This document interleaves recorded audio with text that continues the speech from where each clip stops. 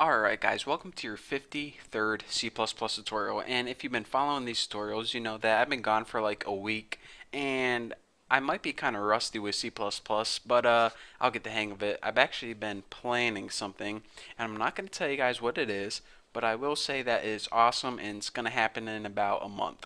So that's your little teaser, so now let's get back into C++. Let me get my head straight. I actually just opened this program. So I think what I was supposed to teach next was about protected because that's what it's looking like.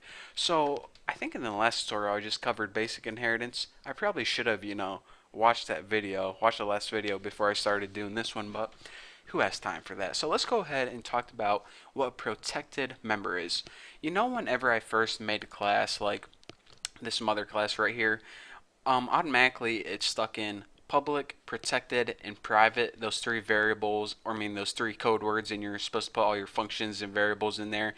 And I usually just deleted private or protected, and I'm like, don't worry about that, we'll worry about this later. Well, now is the time to worry about it. So let's go ahead and in our mother class, let's throw in those keywords again. So public, we already know what this does. Let's go ahead and make a variable for each one. So we already know what public means. Anywhere inside this class has access to this stuff, and also outside this class can also access this stuff. Whenever you write something in public, it pretty much means anywhere in the program you can access this crap. So we'll just name it public v for public variable. So now let's go ahead and talk about protected. Well, before we talk about protected, let's talk about private because, might as well get out of the way the things we know already. We already know that whenever we make something like a private variable, that this means that only inside this class has access to this variable. For example, if we wanted to go in another class or in this main CPP class, this class would not have access to these private variables, and that's why we need to build methods inside this class that are public to access those private variables. So basically what we know so far, whenever we make something public, any other file has access to it. Whenever we make something private, only this file or only this class has access to it. So you're saying, alright, this is A, this is B. So what the heck is this one? It's kind of like sitting in the middle. Is it like a combination of both? Well, yes it is. Listen very closely. Whenever you make something protected, here's what it means.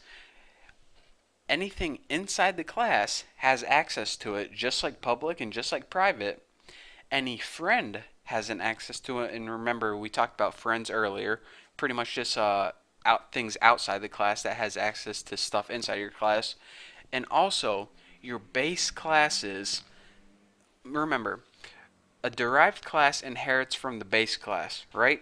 So any class that is inheriting from this class has access to it. So if we were to make a private variable in this mother class, and then the daughter class inherited everything from mother, well, it wouldn't inherit the private variables. These private variables are still private to mother.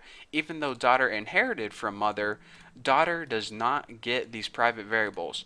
Daughter would in fact get public and protected. So it would inherit these two, but not private. So that way you can kind of see it's a mix between public and private.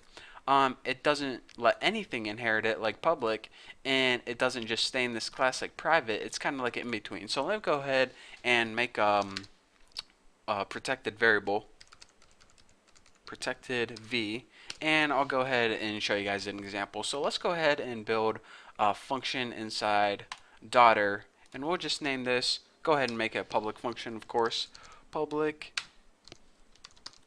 and we'll just name it like do something. Did I spell that right? Close enough. So now let's go ahead and build this method right here, and I keep thinking like I'm forgetting something, but I guess it's just because I haven't programmed in a while. So let's go ahead and put void daughter. Hopefully I'm doing this right. Alright, and what was that? Oh, do something. It got it right there for me. How nice.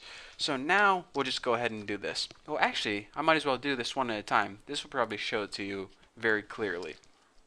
So let's go ahead and before we even start coding this function right here, let's go ahead and build a daughter object. So daughter, I think her name should be Tina. That seems appropriate for this tutorial. And Tina dot do something, right like that. So now hopefully when you run this, nothing happens because nothing's in this function right now. So let's go ahead and see just if we have any errors right now. Nothing happens, good. So let's go ahead and do this. Let's say we want to access that public variable, and we'll just like set equal to a number or something. We just want to try and access it.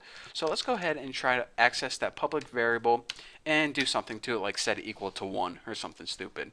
Well, we go ahead and run this and no errors. So we know whenever we do that, that we do indeed have access to the public variable. And just a reminder, this daughter class is inheriting everything from this mother class, and that includes a public variable, a protected variable, and a private variable.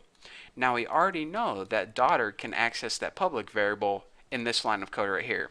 So now let's try and step it up a notch. Now let's go ahead and try to access that protected variable.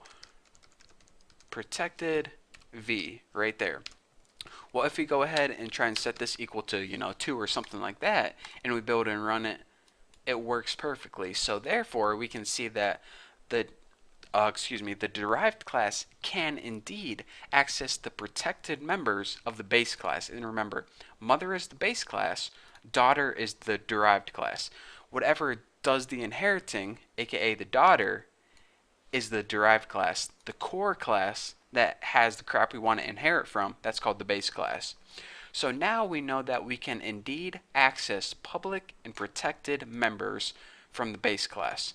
Now let's go ahead and do something that we know we're not allowed to do and try to access a private variable. And let's go ahead and try to set this equal to 3. And now we'll go ahead and try and build and run this, and it says, Bucky, I don't think so. You know the rules. You are not allowed to inherit private members. So that's why we're getting an error whenever we try to inherit for a private variable. So the concept behind this tutorial is not to build a stupid program that does nothing, but it's this. Whenever you're inheriting from a class, you can inherit all the public stuff, you can inherit all the protected stuff, but you cannot inherit the private stuff. So remember, whenever you have a base class, you're going to get this crap, and you're going to get this crap. But you ain't getting this class, biatch.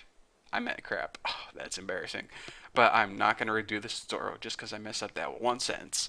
Okay, got it. Alright, so let's, you know what, that's enough of me talking for this tutorial. I think you guys understand the concept by now. Basically, at the heart of this tutorial, you can inherit everything except private variables. I could have made this tutorial real short, but I didn't. So thank you guys for watching. Don't forget to subscribe. And by the way, if you guys want a nice organized playlist, I don't really like doing them on YouTube because it's not really easy to organize that way. But if you go to my website, I have all my videos laid out. You can watch one right after the other from clicking a button. Everything's nice, laid out in a nice playlist for you guys. So thank you guys for watching. Don't forget to subscribe, and I'll see you guys in the next video.